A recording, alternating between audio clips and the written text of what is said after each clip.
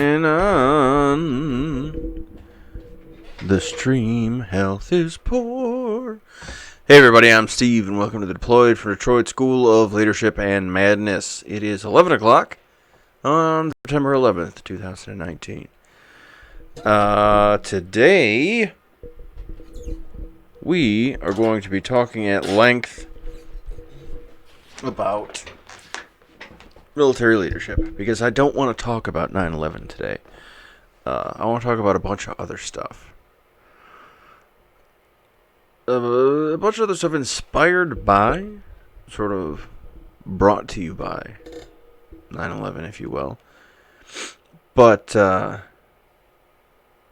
man, I am getting some errors on my screen, gang, and I want to make sure I can get that fixed for you. So let me double check what I've got to do to get this fixed. Alright. So currently, my internet connection is dog shit. That seems to be the problem. And there is nothing I can do about it. Isn't that lovely? It's a pretty bizarre component of modern technology. In 2008, the internet in the poorest country on earth was 100 times better than what we have in the States. I don't understand why we can't get reasonable internet in this country. It just isn't going to happen. Now it's back. Okay. So I'm back from outer space. And I think let's get right into it. There are, if you haven't seen or you haven't bit, the first bit was a bit of a mess because trying to figure things out, bits and pieces here and there. Nobody showed up until right before I had to take the first break, which is unfortunate, but that's how shit works. So here's the deal today. Today we're raising money for Deployed for Detroit's annual deployment. Our first annual deployment. Because 9/11 turns 18, it kind of struck us that so do all the people. So do all the people born that day who this is all they know is whatever they've seen here. And they need to know that this isn't normal. The situation we're living in is not a normal situation. And they'll notice that from a distance. Because there's nothing that teaches you more about America than going someplace else. And that's true. It's unfortunate that that's the truth, but, you know, you can't really draw a pool if you're standing in the middle of it. Or I don't know if that makes sense, but it's difficult to understand where you are if you're fully immersed in it. If somebody's entire life is everything they've been told, everything they've been surrounded by, they've only known the same 100 people their entire lives, they're going to have a certain set of opinions, and they're going to do a certain set of things, and we're going to get the same results. That's a guarantee. So rather than deploying everybody overseas for war and madness and nonsense, let's send everybody over just to send them over is the goal. The intent is that if we can get $80,000, which I don't know if that's too much or too little or a lot or not. I don't know. I'm half nuts in inflation these days. Who knows? But with that, I can send 8 people overseas for 2 months. I think. I'm pretty sure. If not, I'll raise more money. But I mean, that's the goal. Is I want to send 8 people overseas for 2 months. I want to give them 8 weeks, a week in each country, and each country is going to be located in a position so that they can, get the most out of sort of the region and be able to travel around. So, like, I'd like to send them to Germany rather than the UK, because if they're in Germany, they can still go to the UK, but then they can also head to Russia, or they can head to Poland, Uzbekistan, or I mean, there's a lot of crazy places you can get to from Germany in a day. Same thing with like Japan is probably interesting for a week. There's not a whole lot of travel from there and around, but like, what's the best place to have them travel in? Indonesia? Is that an option? I don't know. We work through this as we get going, but the idea is that these 8 people, and so far it's 8 because it's a number, and the octopus is our logo, and that's a fun idea. Let's try it. So the is we give these 8 people a week in each country, and the freedom to do whatever they feel like. Really, I don't want to structure it too much. I don't want to push certain ideas. I don't want to have, military or the Peace Corps or one way or the other. I think they need to just go and see. And for sure we'll do some research on setting up like contact points, people they can meet up with. And then I think that can evolve into, who's doing the most interesting sort of community work in that area, and then maybe that's how, who we hook up with, and it's still something we have to work on. It has to be worked on, and I need people to help me work on it, and this, that, and the other. And so if you want to help with the business side of things, we have that too on the website. We have some shirts that you can order. We have a Patreon if you want to help us polish this turd that we've been running. We've been going at it since March with no regularity. Very little consistency. It's been a mess, but it's also been great. We've been able to produce some really cool stuff and make some actual impact on the world, which blew our minds. We thought we were just going to jabberjaw and that would be it. But then we ended up saving people's lives, and we're like, well, I guess we kind of got to keep at this, don't we? So, if you'd like to help us out, we don't have our 501(c). Is that what it is? I don't have it yet. Our federal tax exempt status. That's the thing we'd like to get PDQ, so that all the donations made today, I think everything ends. The T-shirts aren't going to be tax. You won't be able to write those off, I don't think. Or, I mean, maybe you will. I don't know. You might be able to pencil whip it, is the thing. And so, if you help us with the T-shirts and the Patreon stuff, then we can pencil whip it faster, and you can write all this stuff off on your taxes. Because currently we're just a state of Michigan nonprofit.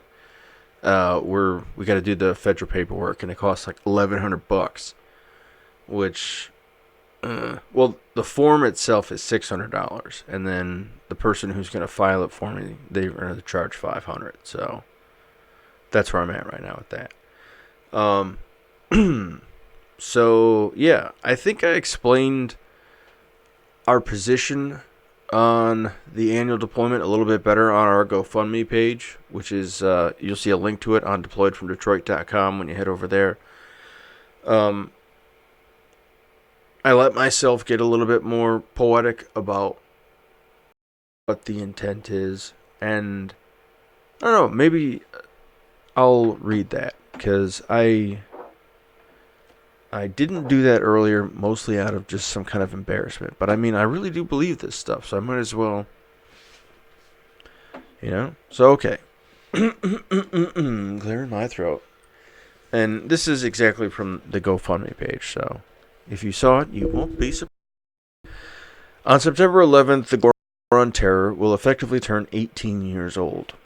The class of 2020 will be asked to take up arms in a fight that began before they were born. They will be asked to fight in a war they have known their entire life but know absolutely nothing about. For 18 years we have sent our brothers and fathers and sisters and mothers, and we have gone ourselves to these faraway places. There should be better reasons for us to see the world than under a banner, and better ways to get home than under a draped flag. Deployed from Detroit would like to begin a tradition of offering high school graduates in the state of Michigan trips overseas as a reward for the completion of their high school education. Our very rough estimates, we figure we can get 8 people overseas for 8 weeks for $80. We believe that eventually, with approximately $47 million, we could offer to send 8 students from every school district in the state of Michigan on a trip overseas every summer. But, with inflation, I'm sure it'll go up. Obviously, we're not there yet. We're not even at the 80,000. We hope this is where you can help us today. We are a new organization of old souls. Each of our founders has served their country. 3 of our founders have combat experience.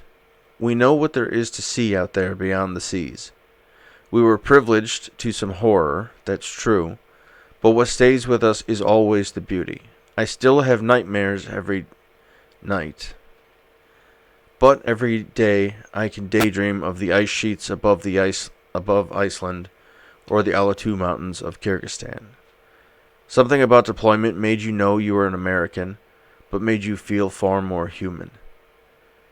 Even between languages, there are certain glances we can give each other that are far more touching than we could ever try in one another's goofy gibberish. Deployed from Detroit would like your help. Sorry, as I slow down, dyslexic. Deployed from Detroit would like your help to fund our first deployment. Like I said above, the $80,000 requested on this GoFundMe campaign is strictly for the expense required to send 8 graduates of the Detroit Public Schools from the class of 2020 to 8 countries on 5 continents. Every dollar above the $80,000 mark will go towards adding amenities and experiences to the trips. A travel agent and State Department contact will help each traveler make their arrangements with our coordination and funding from your donations.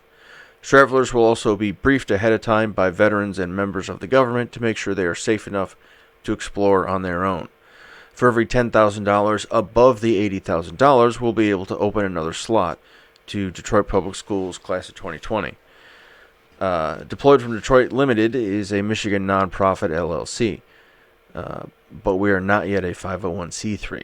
We were founded on the 6th of September, so we are early. When we have our tax-exempt status, we will totally do this.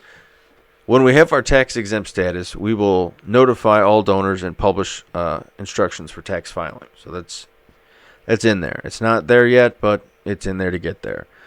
Head back to deployedfromdetroit.com if you'd like to learn how to help us get that sooner.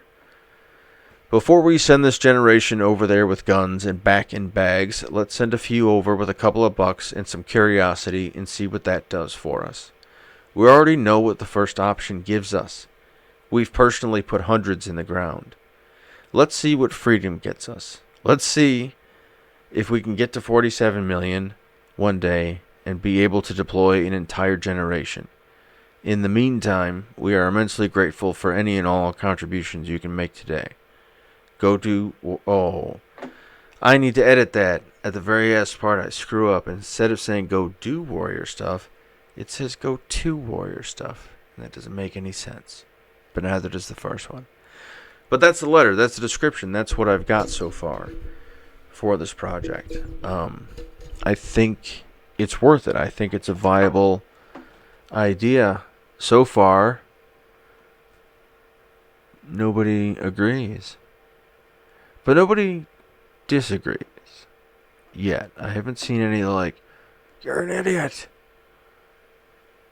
yet. I'm going to change that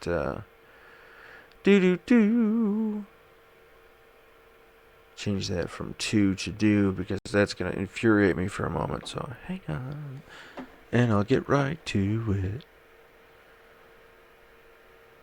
So while I'm loading that, I can talk to you about what we're going to do next. So, I will do my best to, let's see. Now, that's going to, hello. No, we don't want to do that. Okay, gang. We'll keep it in this mode. And we'll go into that mode. I'm tooling around as we go. I appreciate your patience. Alright, so I'm going to go ahead and... Multitasking is a lie. That's the first thing I should tell you. Especially if you have ADD. Don't fucking believe those people when they tell you. Don't. Don't do it! Okay. And please let me edit. And here we are. Change the T to a D. Save. How lame was that? Alright, so this class, this portion of instruction, what is this? This portion of instruction is stolen, for sure, in a number of ways. From better leaders than me, maybe. As effective leaders as me, maybe. They were good. I liked them. And that's what I stole from them. Weird, right? But that's how leadership works. That's how art works. And it's kind of what lets you know that leadership's a little bit of an art. And it doesn't mean you have to be artistic or gifted to get it done. It just means it helps. But let me close that down. So when you get through and you get yourself into leadership, the way I could consider it an art is a practiced skill with a creative intent, maybe a practiced set of skills with a creative intent, whereas the artist is trying to create something representative. A leader is trying to create an atmosphere or a mode of thinking, an environment. Leaders are trying to create very, very interesting stuff. So I think it's kind of fair to consider leadership in art.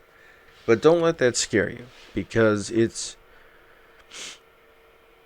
don't have to be great at art to just enjoy doing art. That part is simple. Coloring books are awesome. You're doing art. Good job. It's no Mona Lisa, but we already got one. So, hey, don't worry about it. But if you want to sharpen your skills and develop yourself as a leader, you can definitely practice and get yourself in there. The other thing we've discovered about leadership in general is that if you are dealing with any kind of mental health concerns, understanding a lot of what it takes to understand leadership helps you get through that. Managing depression and anxiety and PTSD and suicidal ideation and just everything, just you name it, all these like that's just me. And my buddies are in the same boat. We all run the risk of certain things, and you just end up in trouble at times. And these are all addressed best by skills that you're going to find as a leader, as you lead other people, because you're observing hundreds of different little minds. And I shouldn't say little. I work with kids a lot, so there's a lot of little minds. But you're working with all kinds of different minds, and you're seeing all these different things happen at once. And it gives you an amazing new kind of perspective where you can observe people and you start to think about things separately from your own mind. You begin to think like other people, or not 100%. It's always your best sort of estimate of what they think like, but you begin to develop that skill, and it's not a skill you can necessarily come up. I mean, people who are naturally empathetic can do that quite well, but for a lot of people, that's not something they even can do until, I forget what age, but like, it's kind of surprising. Like, I think it's early childhood is when they start understanding that, like, people have different thoughts in their head. Like, for a minute, babies think that what they're thinking is what you're thinking, which must be frustrating for them, because then that's got to be like your leg not working when you can't get the, like, person to come over here. That's probably why they're crying so hard. They're like, my leg doesn't work. My boobs don't work. They're not coming over here. That's got to be frustrating. So I'll get into it, and we'll go by as we go. So there is a slideshow portion of this from when I taught it in different places, and I'll do my best not to bother you with it when I don't think you need it. But if there's anything worth seeing, I'll show it to you. I've got it over here on my screen, so if you see me bebopping around, I've got a few screens. If you see that happening, that's what's going on. But let's get into it. So the purpose of this program, as I established it, not program in general, like what the Deployed for Detroit School Leadership Madness is, although it might be, is to provide real-world leadership theory not found in civilian publications. There's a lot of veterans and a lot of military authors that you can get. You can buy a lot of military leadership publications.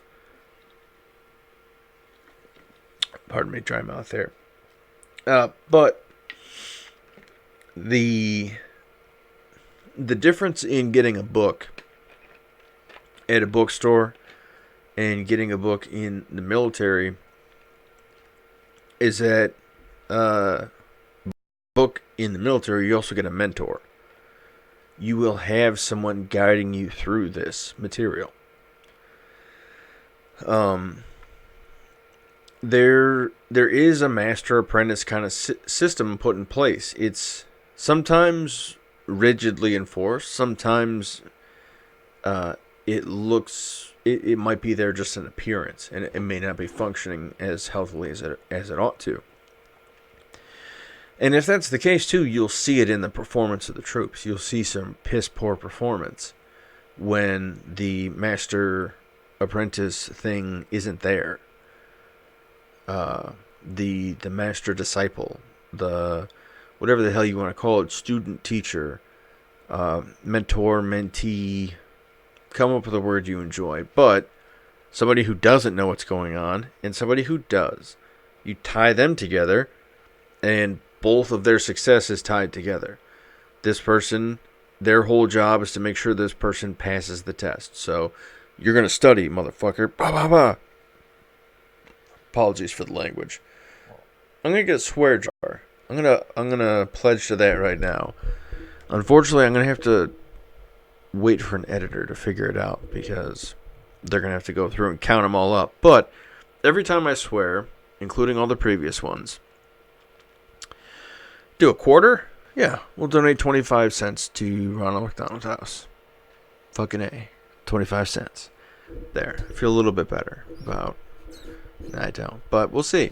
So, we'll do a count, I don't know, soon, to see how much I do. Rack up some change. But anyway, let's get back to it. So, this mentor-mentee thing is critical. Now, the current education system doesn't really do that. It doesn't really allow for that. You have one teacher, and you have them teaching one grade. Now, this makes sense, kinda, because it's what you were presented with. This is third grade. Of course, I'm going to need a third grade teacher. It turns out that one-room schools are actually more effective for retention of learning. than these like testing mills that we're producing right now, and they're not doing so hot either. So part of the difference in that is, let's say you're teaching a split class. I know Waterford School Districts does it, and I'm sure a few other school districts do, where you might have a class that's like second and third grade, or it might be fourth and fifth, and it's not that like it counts for both. It's just that you're both gonna be in there, and it's because the information's really not that different, and you're entertaining the same basic brain still. Like you're waiting for the thing to ripen so you can put the new information in. There's some stuff they're just not going to be able to learn until that chunk of their head grows in. So you got to wait it out, or this, that, and the other. The other sort of disadvantage of everybody being the same grade in the classroom is that everyone has the same amount of knowledge, and so nobody can really help one another. You can have the smart kid, so you have like your bell curve. So let's say you've got 10 in there, so you've got one idiot and one genius, and then the rest are all kind of doing okay. So they're all relying on the one smart kid. That's not going to happen. It's not going to work. And so when they had these split or multiple generations of students in the classroom, what you'd find is that you could have the older kids teach the younger kids. And so you could teach a class on geography, and the older kids could help the younger kids with their maps as the teacher says, all right, we're going to talk today about Europe. And they go to a map of Europe. And then the older kids can show the younger kids in the books, and then those kids can show those kids. And there was a legit system going on, and it turned out to be far more effective because of the type of education that was going on, the mentorship, where you had somebody facilitating the education individually, or as close to as we could get. And it's usually best in a group of 4. So,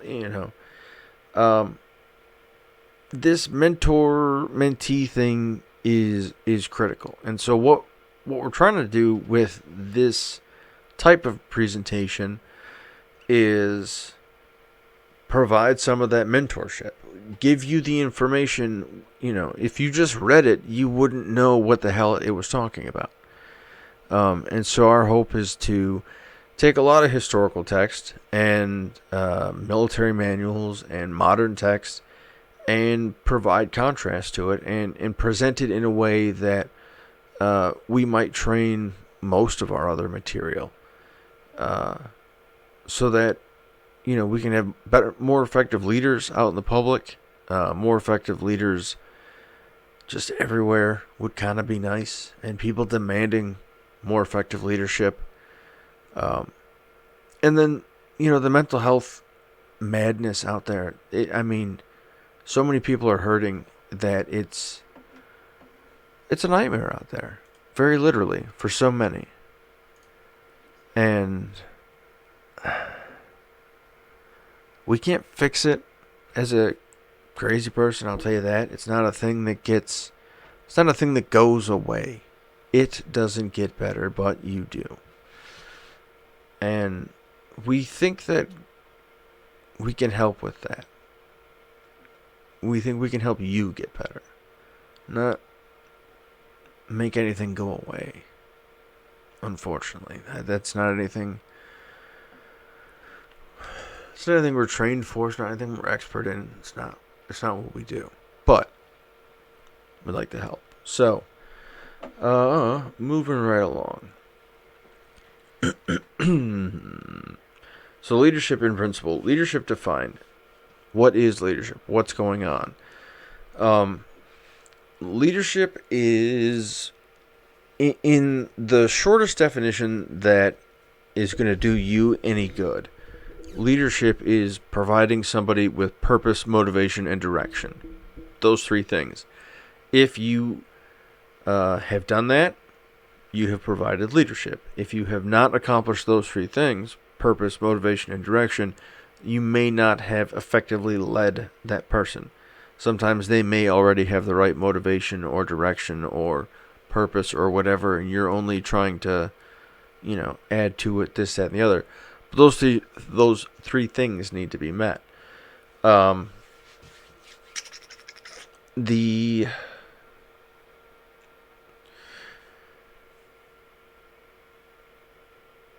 the consideration for this definition,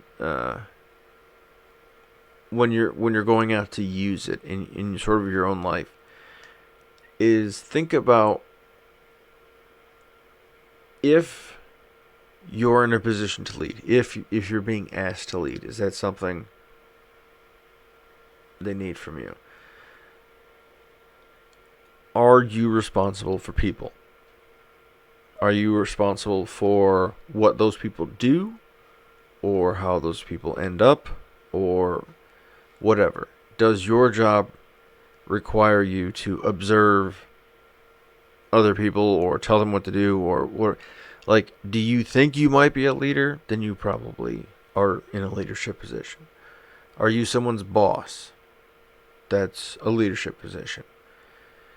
Understanding what's going to be asked of you as a leader is going to make that job easier. Because once you understand that, yes, I am the manager of a pizza store, but you are also the leader of a team of workers at a pizza store. So, you got to lead them. You can manage the store all day, but if you don't lead the people, nothing's going to happen. So that's where that difference cuts itself. And so it is a different set of skills. It's a different set of requirements. It's not a matter of filling out the schedule sheet and saying, "Bye, you're working Thursdays now." No, we talked about this. I can't work Thursdays. Well, tough shit. That's how it is. No. That's very poor leadership. I won't even go further on that, because as we stretch into it, you'll see why that kind of leadership does nothing for your business, for your company, for your organization, or for your job there as a leader is to make sure that your people can get their job done. And what their new jobs are in this sort of not formulaic way, but just ensure that these three things are hit. The purpose of the thing. We need to know why. Americans specifically, and very interestingly, need to know why something's going on. What was it? I think it was von Steuben.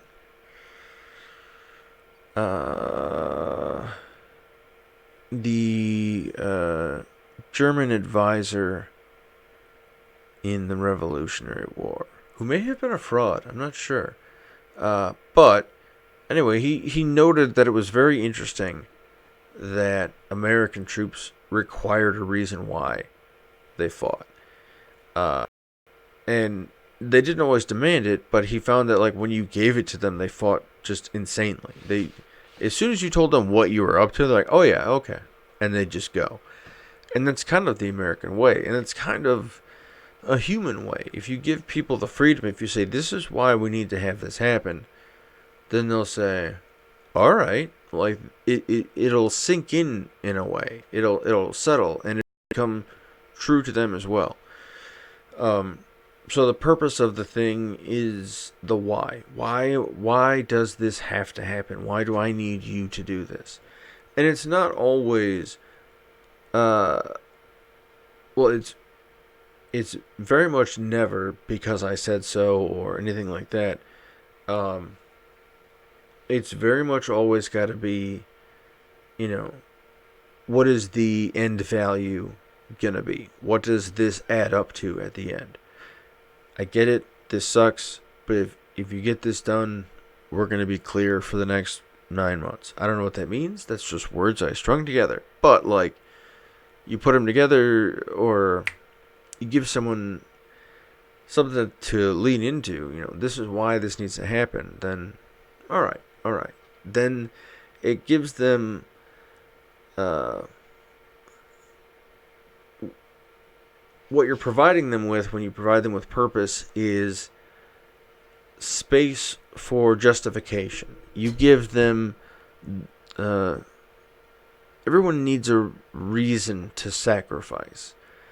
And if you're going to ask someone to do something difficult, it's a bit of a sacrifice.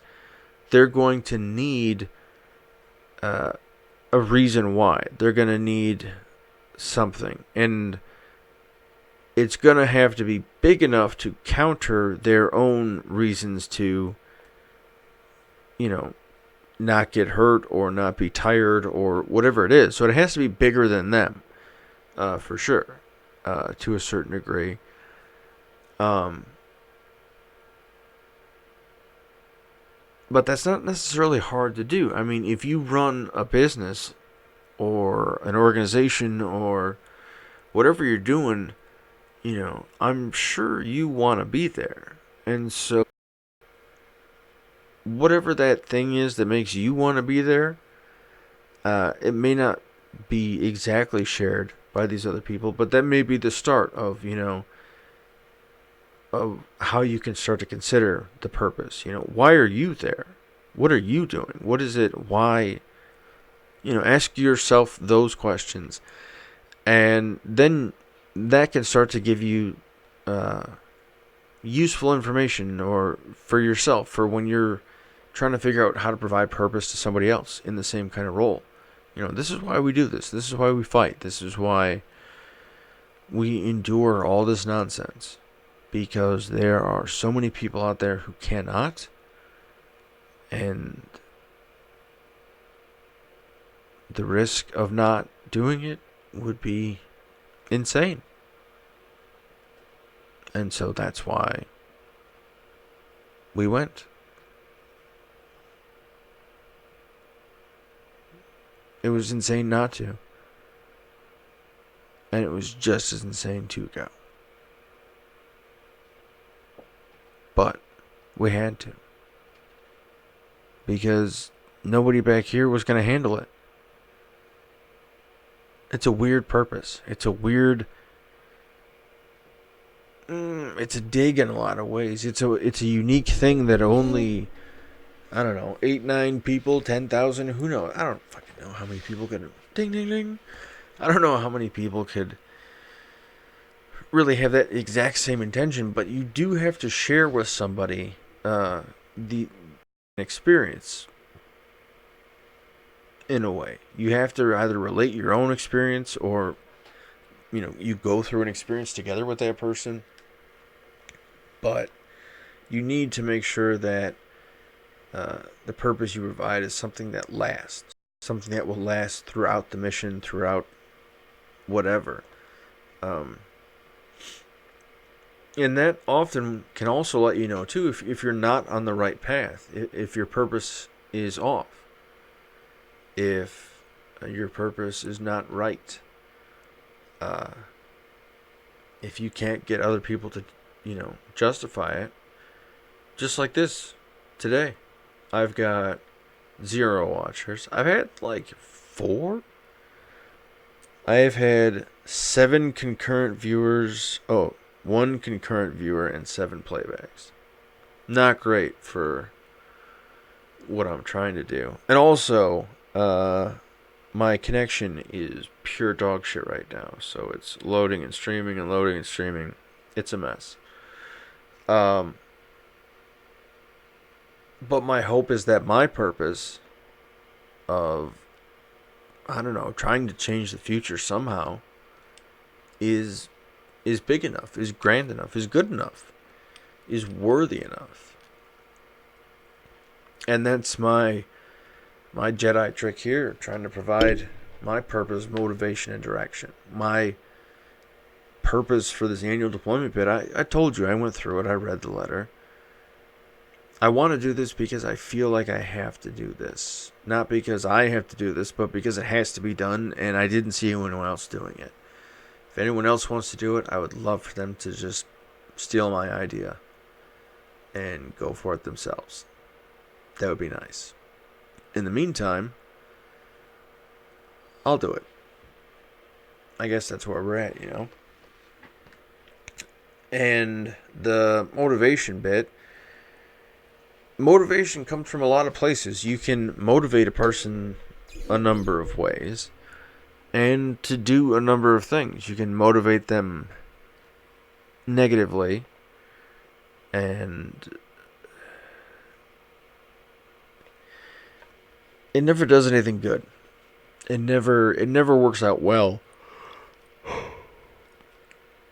Not as a long-term strategy. Sometimes, you know, in certain training situations, you can get aggressive.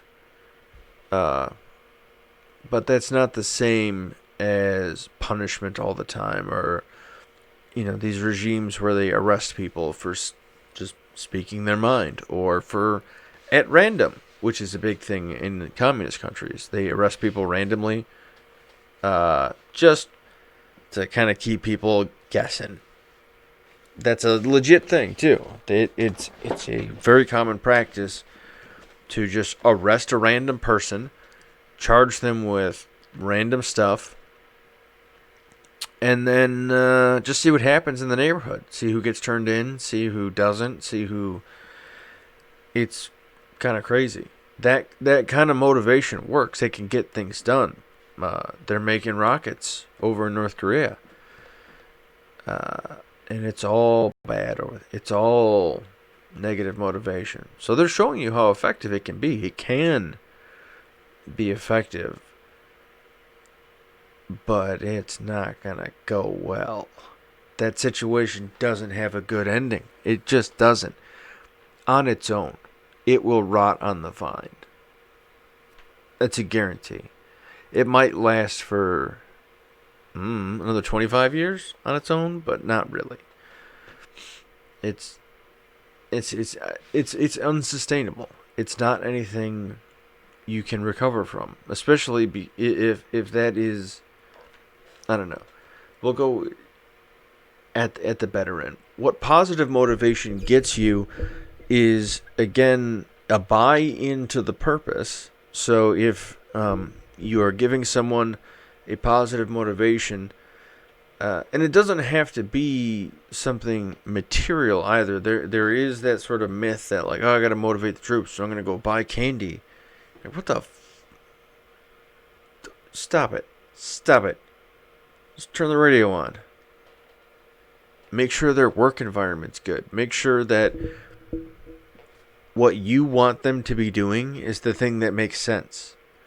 That's the whole sort of process and purpose. Motivation can involve these little spot bits of, hey, dipshit, let's go. Or, you know, presenting an award or clapping or blah, blah, blah. But most of motivation is a consistent kind of thing of establishing an environment where your people know that they can get their job done without anybody jumping up their ass and getting in the way. And whatever it takes to make that happen will motivate your people.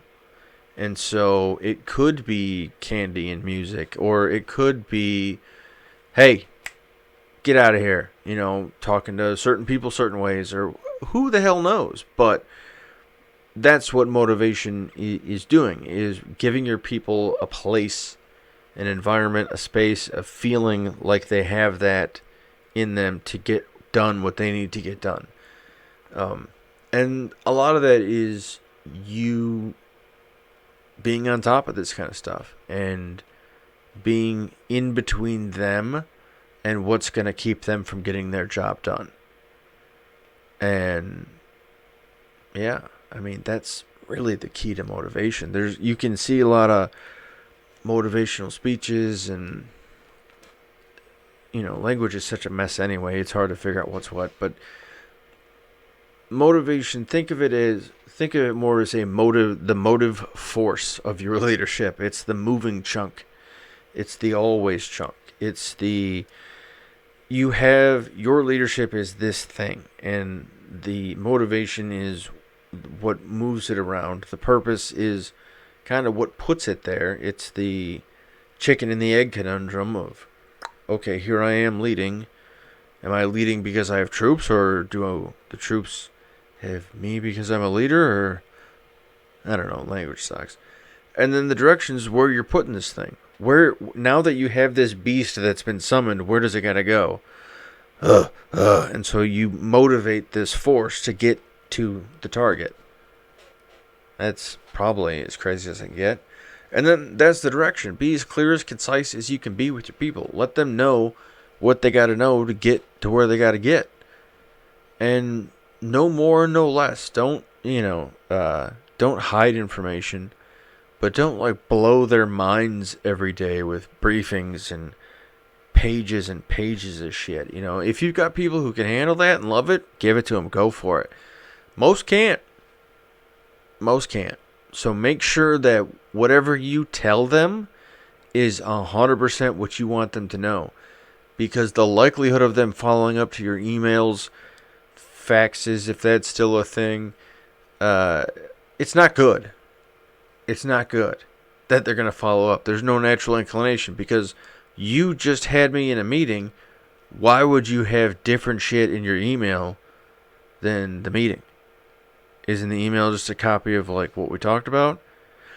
Maybe not. But that's what I'm thinking. And that's also thereby what, like, I don't want to get into that, but a certain number of people are also going to be thinking that too. Like a certain percentage is going to have a similar kind of inclination.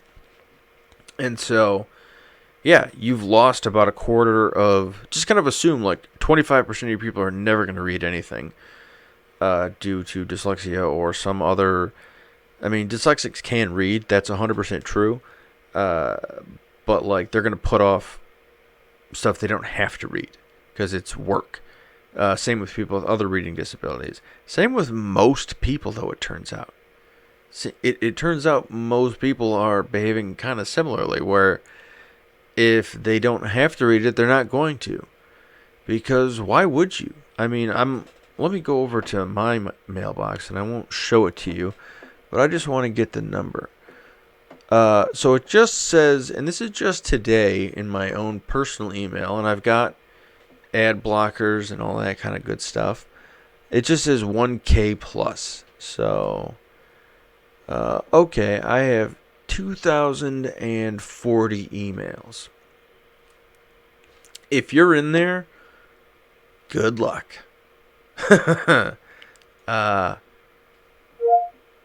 Whoa, come on, robot, stop it. There we go. Robot uprising. Yeah, so you need to make sure that when you're providing direction, it's the right kind of direction. And then, again, going back to that spiel on mentorship and all that, the process of communicating is a larger process than just you hearing what I'm saying or reading what I wrote or whatever. It is the sum total of all of those things. Our communication fully sorry, I need to take a drink here. My throat's going to explode.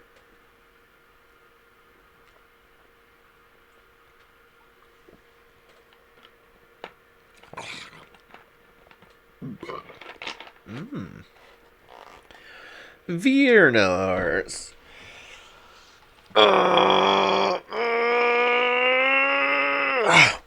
What was I talking about? Oh yeah, leadership. And then the crazy stuff I was the mentorship.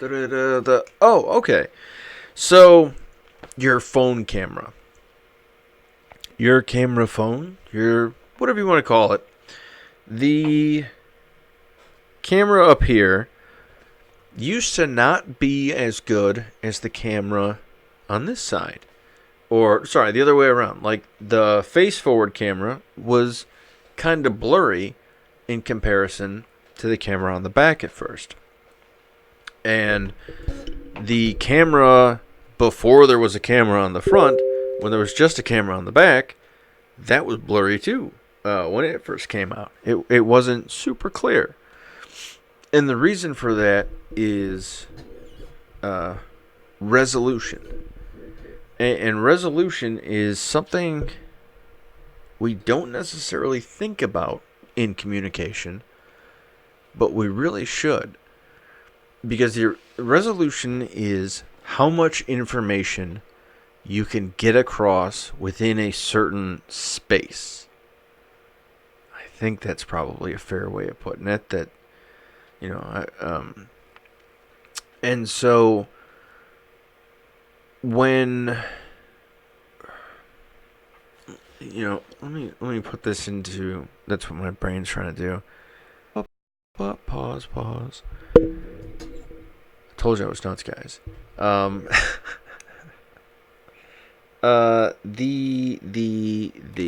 was I thinking about? I've lost my place. I've lost my mind. A very common occurrence. I'm glad this is the first one. It's only an hour in, but still, that's not bad. Purpose, motivation, direction. If I remember the point, you know what? Does anyone... Man, I need to figure out why my connection is so bad. It is not good right now. You know what? Alright, I think this is a good time to take a quick break. It is currently 11:52. I will be back at noon. I'm going to take a quick break, go potty, get some water. Please,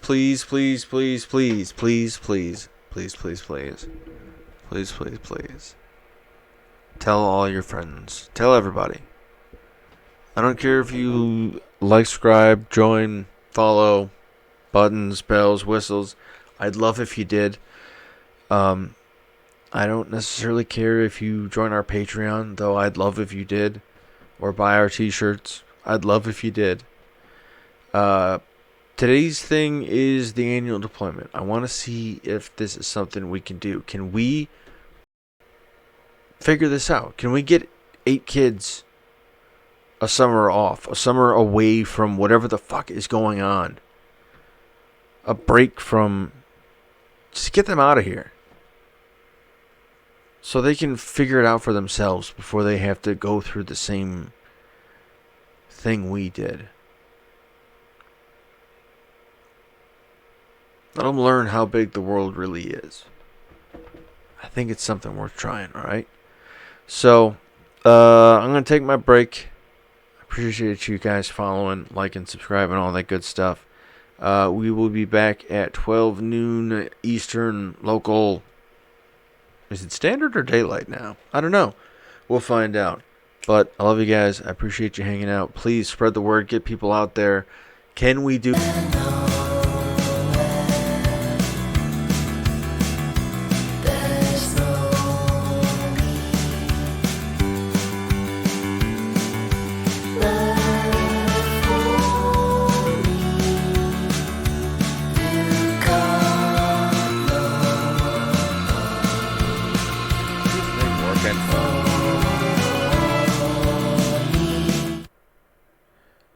Okay, I'm seriously having a problem with this thing.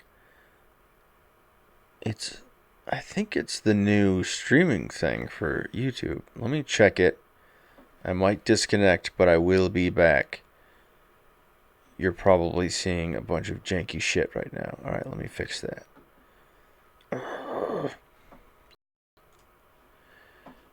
Let me go here.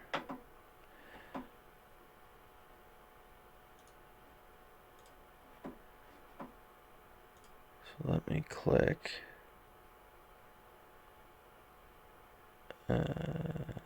this. Okay. Here's my thought. I'm going to disconnect, and I will be